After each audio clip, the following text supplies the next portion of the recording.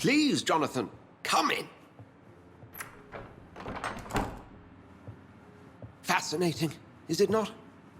In the last decade, so many mysteries have been brought to light with our microscopes. The human body, biology's penultimate frontier. The more we explore its boundaries, the less we're able to trace a clear line between life and death. You, my friend, have a foot in both countries. The view must be vertiginous. It's at least as vertiginous as chatting about vampires with you, I would say. This must be all so new to you. This area of town, the hospital, a brand new life. How stimulating it must be. I wish I could share your enthusiasm, Dr. Swansea. But my condition defies scientific categorization. Undead? Unalive? Immortality defies logic. I cannot express my thrill at this serendipitous turn of events. The world's most eminent specialist in blood transfusions, a vampire. One might say a gift from heaven.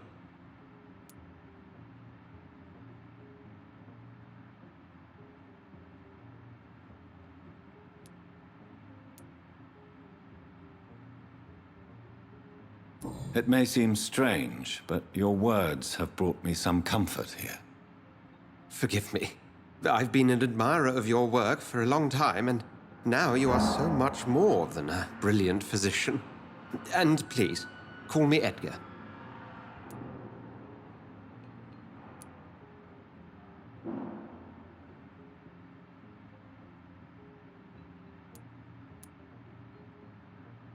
There is no need to apologize, Edgar. You offered me sanctuary when I had none. Very well. I have a task for you, Jonathan. Something that will require all your newfound skills. Please, go on. The Pembroke only survives through the generosity of our benefactors. Unfortunately, our main donor has found herself in a bit of a bind.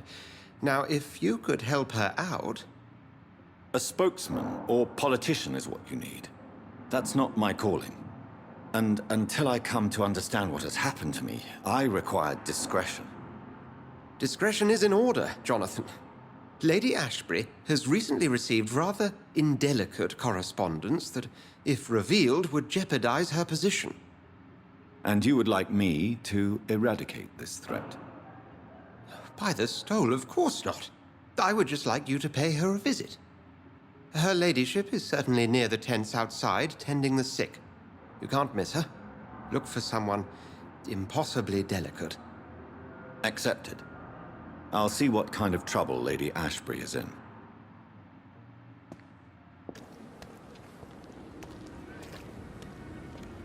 The Pembroke is so lucky to have Dr. Reed. The flu took my dear wife, Emily. I take comfort knowing we'll soon be together again. Mr. Rainfield, that's no way to talk. You're in good hands here, and we'll be up again soon enough.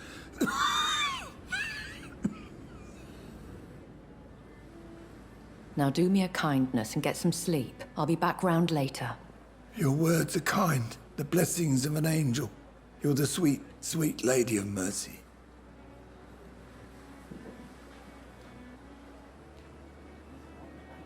Good evening, Dr. Reed. It's a pleasure to see you again. You seem surprised.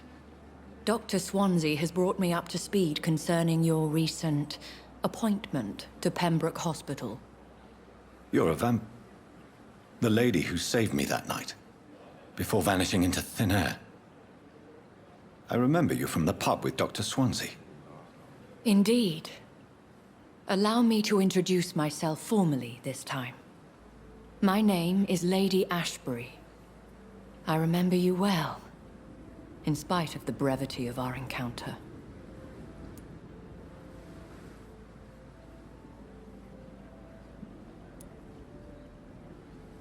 Apologies. You've taken me by surprise. I'm very happy to see you. The pleasure is mine, Doctor. I hope you're more disposed to answer my questions now.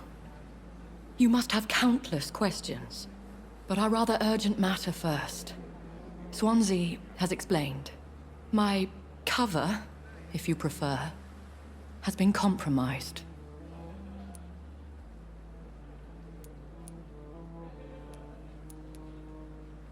Dr. Swansea has commissioned me to be your agent in this matter. You could start by explaining what's amiss. These past insufferable weeks, I've been the victim of extortion. I've made a first payment, but the blackmailer grows greedy. I must refuse his most recent demands.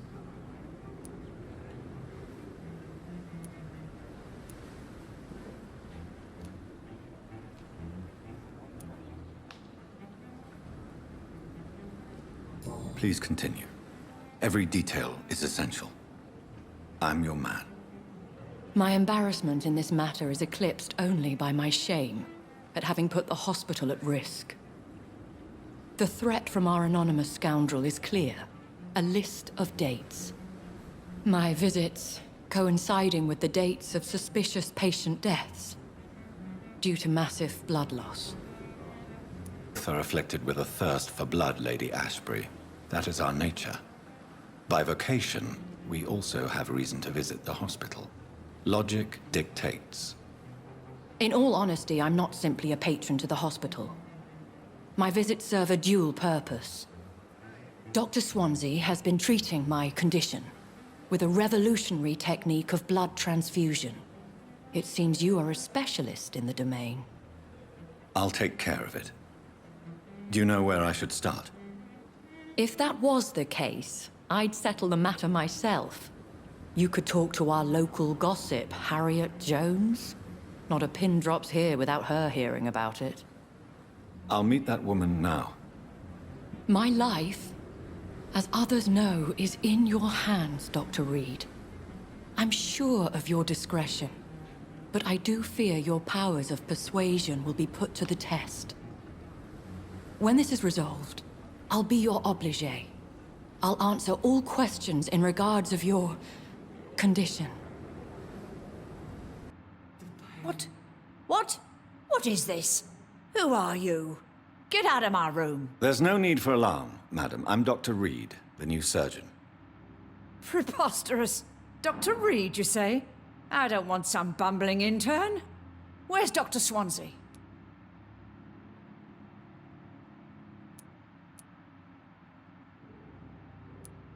Dr. Swansea is quite busy, and I need you to help me get acclimated. I have many questions. How brave. Threatening an old defenseless woman.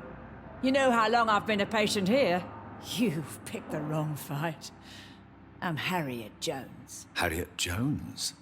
Indeed. I've been meaning to have a chat with you. You know what goes on here better than any other patient, I gather. Oh, better than any patient, nurse, or doctor. I've seen so many vile undertakings. I heard there have been some despicable goings-on. Was there a case of blackmail? Blackmail? Wait. You're investigating something. This isn't a social call. One of those incompetent cunts slit a poor sod's vein.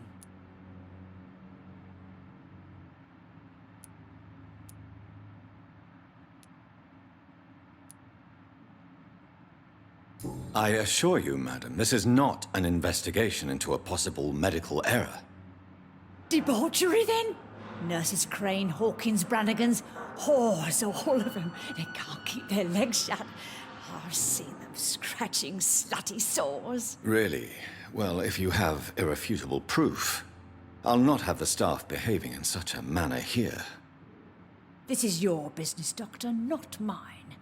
But I swear one of the nurses is cavorting with some man on hospital hours. Thank you for your time, Miss Jones. You've given me something to go on. See you on the next round.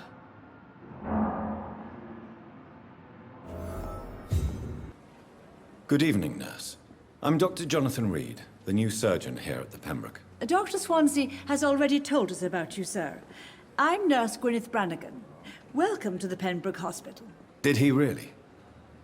It's a good thing I wasn't hoping to keep a low profile. All members of staff have already read about your new blood transfusion technique. Dr. Swansea made sure of that. I see. Well, I'm a little surprised.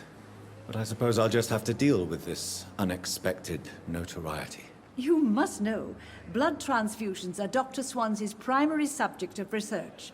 He is convinced it is the future.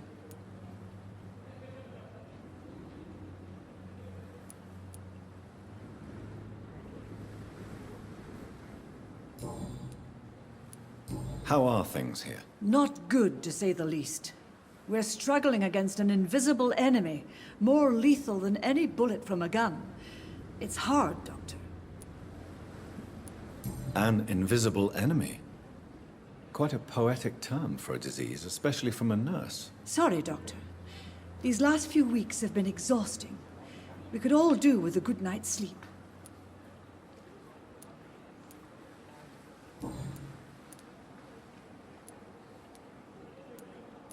I'm not familiar with all the staff yet.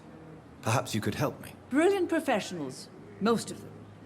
Dr. Swansea has a gift for recruiting talent. Most of them. Is there a problem I should know about, nurse? It would be inappropriate for me to speak ill of a colleague.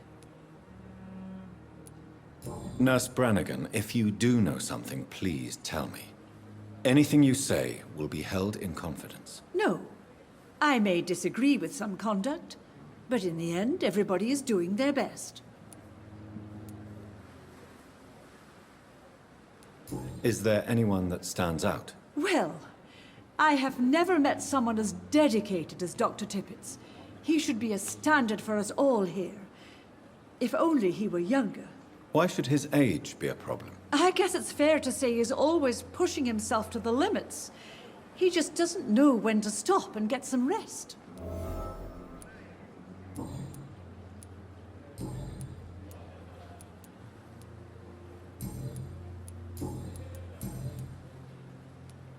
Tell me what Dr. Tippett did. I know his mistake caused a patient's death. If I had not covered up his error, Dr. Tippett would have been fired from this hospital. I could not let that happen. You can't allow your emotions to dictate your conduct concerning patients, Nurse Brannigan. Look around you, Dr. Reed.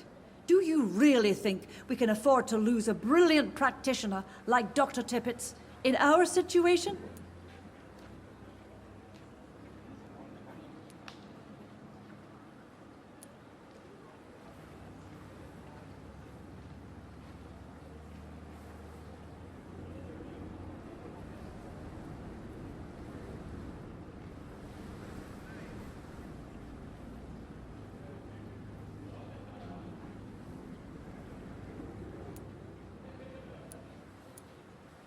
Perhaps you did it with the best intentions, Nurse Brannigan, but you took a great risk. Must I remind you that a man died? You mean you've never made a mistake? Never covered your tracks? Come on, Doctor. I wasn't born yesterday. Why does Dr. Tippett claim you're the main reason he keeps working, despite his fatigue? If it wasn't for him, I probably would have left the Pembroke years ago. Dr. Tippett does not think of you as just a nurse anymore, does he? If you're suggesting he's not taking my gender into consideration when it comes to medical practice and knowledge, I really hope he doesn't.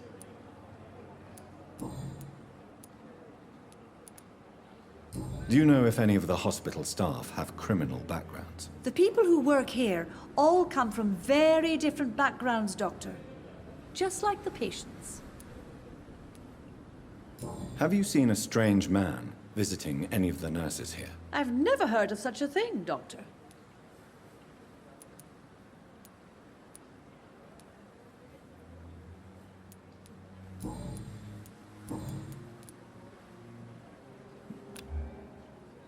Goodbye, nurse.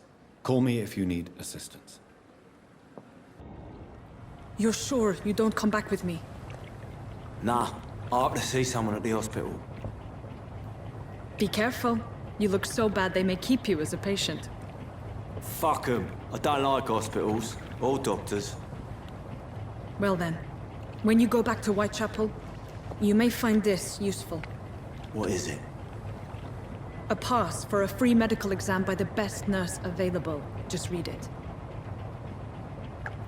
I don't read well, but thank you, I guess.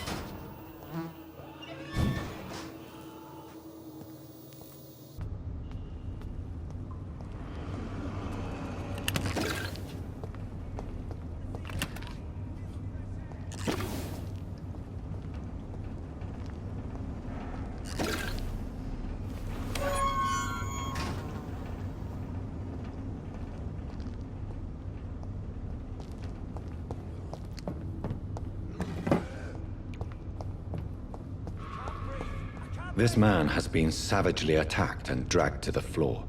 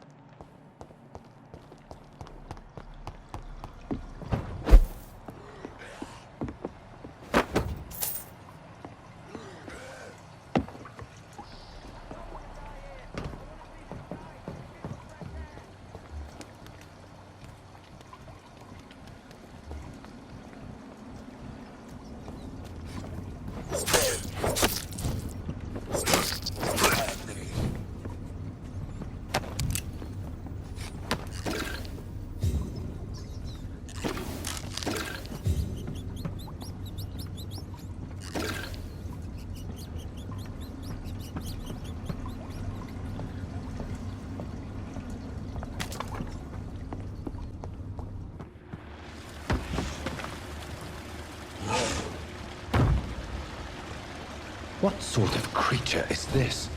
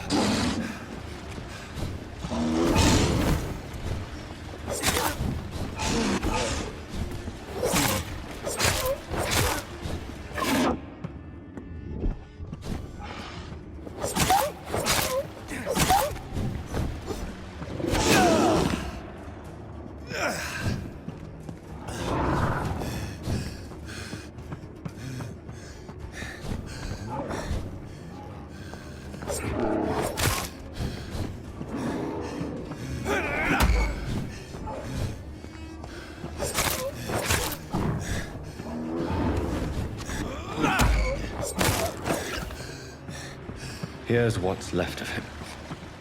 Not a lot to check, but I should anyway.